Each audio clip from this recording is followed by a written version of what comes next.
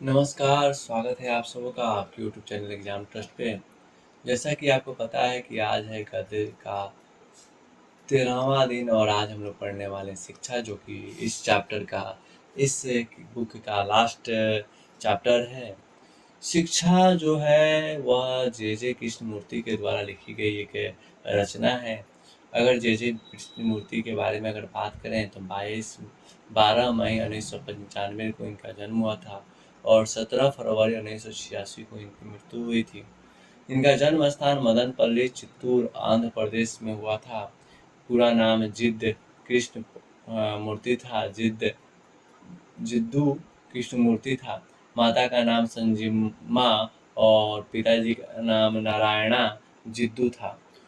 अगर इनके बचपन के बारे में बात करें, बचपन 10 वर्ष की अवस्था में माँ का मृत्यु हो गया है इनकी। स्कूलों में शिक्षकों और घर पे पिताजी के द्वारा बहुत पिटाई इनकी भी हुई थी। बचपन से ही विलक्षण मानसिकता वाले थे।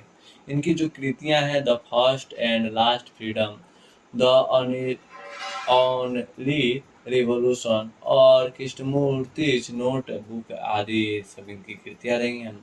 ये जो चैप्टर में जो पाठ दिया गया है शिक्षा, इस चैप्टर में कृष्णमूर्ति का संभाषण है।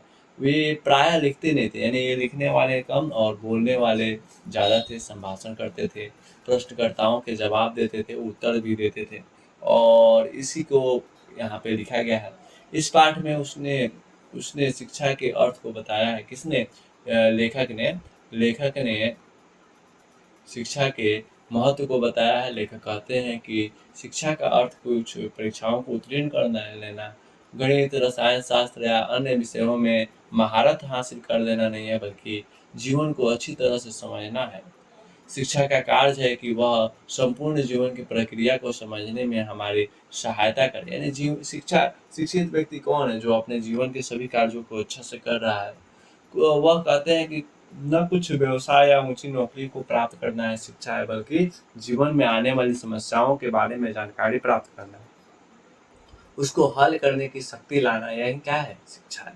आगे कहते हैं, लेखक कहते हैं कि बच्चों को हमेशा ऐसे वातावरण में रहना चाहिए जो स्वतंत्रपूर्ण हो।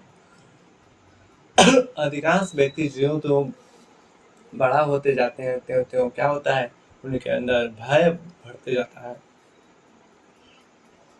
हम सब जीवन से भयभीत रहते हैं, नौकरी छूटने से भयभीत रहते हैं, परंपराओं से भयभीत रहते हैं, इस बात से भी भयभीत रहते हैं कि पड़ोसी, पत्नी या पति क्या कहेंगे, और हम अपनी मृत्यु से भी भयभीत रहते हैं। हम सबसे ज्यादा भयभीत किससे रहते हैं? सबसे बड़ा है रोग, क्या कहेंगे लोग, ऐसी स्थिति है कि हम लोग क्या कहेंगे, इस बात से हम सबसे ज्यादा डरते हैं। आगे लिखते हैं कि हम बचपन से ही ऐसे वातावरण में रहे जहाँ स्वतंत्र हो, तभी हमारी शिक्षा अच्छी हो पाएगी। ऐसे कार्य की स्वतंत्रता जहाँ आप जीवन की संपूर्ण प्रक्रिया को समझ सकते हैं, जीवन के स्वर की, उसकी अनंत गहराई और अद्भुत सौंदर्य की धन्यता को भी आप तभी महसूस कर सकेंगे जब आप प्रत्येक वस्तु के खिलाफ विद्रोह करेंगे, संगठित धर्म के खिलाफ, परंपराओं के खिलाफ, सड़े हुए इस समाज के खिलाफ, ताकि आप मानव के साथ के भांति आप सत्य की खोज कर सके। यानी कहने का मतलब, जब तक आप फ्री वातावरण में नहीं रहेंगे, स्वतंत्र जीवन नहीं जिएंगे, तब तक समाज में उत्पन्न सभी जो भी क्या है गलत चीजें हैं, उसका आप विरोध नहीं कर सकते हैं। आगे लिखते हैं कि जिंदगी का अर्थ है कि कि अपने लिए सत्य की खोज, और यह तभी संभव होगा जब आदमी स्वतंत्र रहेगा। जब तक आप स्वतंत्र नहीं रहिएगा, तब तक आपको समय नहीं मिलेगा कि अपने बारे में सोचिए, और जब तक अपने बारे में नहीं सोचिएगा, तब तक आप सत्य की खोज नहीं कर पाइएगा, अपने आप को जान नहीं पाइएगा। वह कहते हैं कि आज पूरा विश्व अंतहीन युद्धों में जकड़ा हुआ है। जैसे कि ये जो पूरी दुनिया है, वकीलों और सिपाहियों की दुनिया बन गई है, सैनिकों की दुनिया बन गई।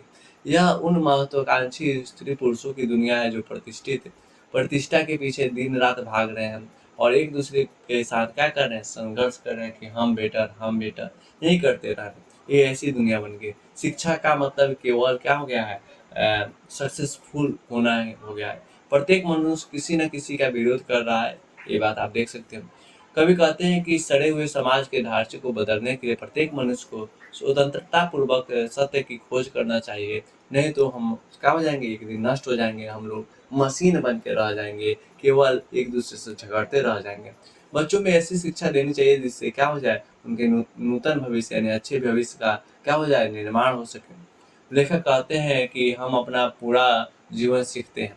हम हमारे जीवन में हम हमेशा गुरु नहीं होता है, हम कुछ ना कुछ रोज दिन सीखते रहते हैं। रोज रोज एक सूखी पत्ती को देखकर भी हम लोग सीखते हैं, एक उड़ती हुई चिड़िया को देखकर सीखते हैं, एक खुशबू को देखकर सीखते हैं, आंसू देखकर, धनी गरीब के ऊपर जो चिल्ला रहे हैं उनको देखकर सीखते हैं, एक महिला जो मुस्कुराती है उनको भी देखकर सीखते हैं, किसी का अहंकार देखकर हमको सिखाती है कि नहीं हमको ये करना चाहिए, वो करना चाहिए। ये सब प्रत्येक जो वस्तु है वह हमको सिखाती है।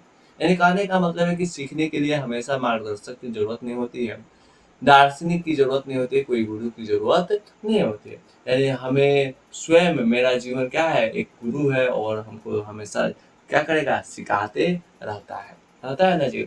इसलिए अपने आप को क्या करना चाहिए, बेटर करने की कोशिश में लगा रहना चाहिए। अंत में लेखक कहते हैं कि हमें ऐसे कार्य करना चाहिए जिससे कि सचमुच प्रेम हो, क्योंकि नूतन समाज के निर्माण के लिए एकमात्र यही रास्ता है, प्रेम के माध्यम से ही हम नूतन समाज, अच्छे समाज का निर्माण कर सकते हैं। मुझे उम्मीद है कि आपको यह क्लास अच्छा लगा होगा। पिछले लगभग 26 दिनों से हम लोग यही करते आ रहे हैं।